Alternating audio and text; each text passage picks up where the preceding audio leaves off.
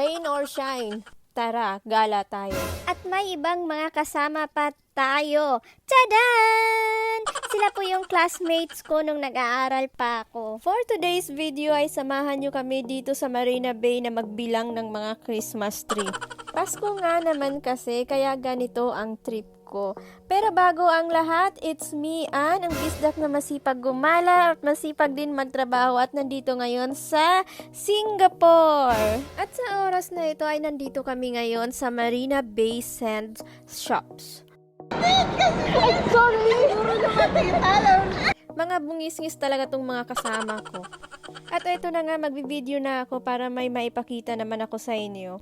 Napakabongga ng Christmas display nila dito. At ang kulay ay napaka-elegant. Talagang yayamanin ang dating. Bukod sa yayamanin na ang lugar na to, abay magmumukha ka rin talagang mayaman kapag ka nag-picture-picture ka dito. Shopping mall siya guys, pero ang dami talagang nagpupunta lang dito para mamasyal at mag-picture-picture. At isa na ako dun sa mga taong nagpupunta lang dito para mag-picture-picture. Talagang may nakalagay pang Miss Dior sa Christmas display nila. Kaya naman pala napaka-elegant kasi Miss Dior ba naman eh. Ang daming ang tao sa side na to at ang daming gustong mag-picture na kuha yung view na yan.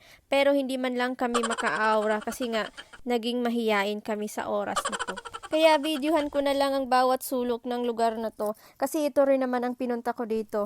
Pati nga itong Christmas light, walang ligtas sa camera ko pero tinigil ko kasi nga may nagpo-photoshoot banda rito. Andito naman tayo ngayon sa Marina Bay Front, sa may labas lang ng pinuntahan natin kanina.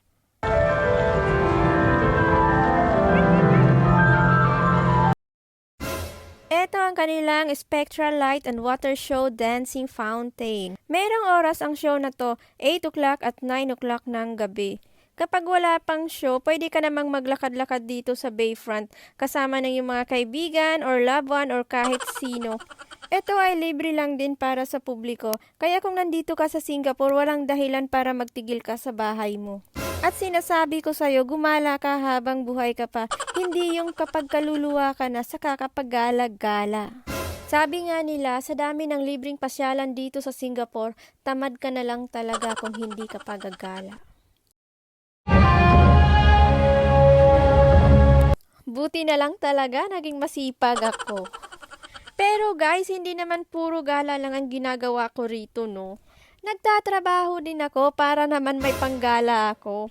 Sa sobrang sipag ko nga sa pagtatrabaho, puro trabaho lang talaga ang ginagawa ko. Hindi na ako nakakapag-video, kaya hindi ko maipapakita sa inyo.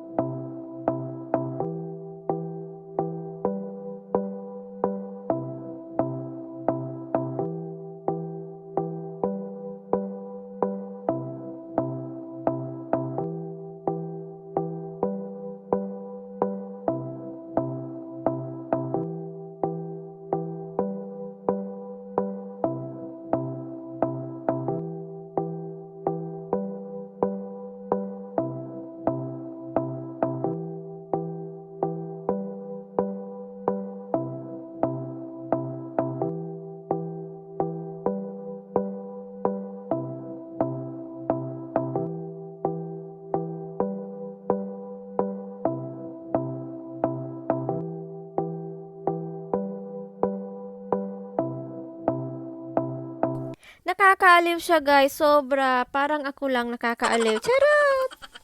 Pero may mas bongga pa dyan. Ito yung parang end part na ng light show na to.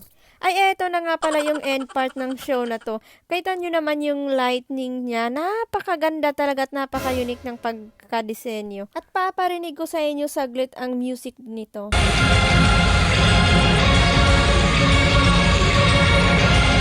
Oh, diba? Ano kayo ngayon? Naku guys, kung nandito ka sa Singapore, arat na! Gala na! Ano pang inaantay mo? Pasko! Ito na nga, Pasko na guys. Gayahin niyo ako na masipag magtrabaho, pero mas masipag gumala. Charot! Pagkatapos ng show ay umalis na rin kami at nakaramdam na kami ng gutom kaya naghanap kami ng makakainan. Napadpad naman kami dito sa McDonald's. Ano ba yan? Lagi na lang talagang McDonald's. Wala na bang ibang mas madali pang mabilhan? Nagkalat talaga ang McDonald's dito sa Singapore, guys. Kaya pag nagugutom ako, ito na yung pinakamadaling naiisip ko at syempre affordable din naman siya.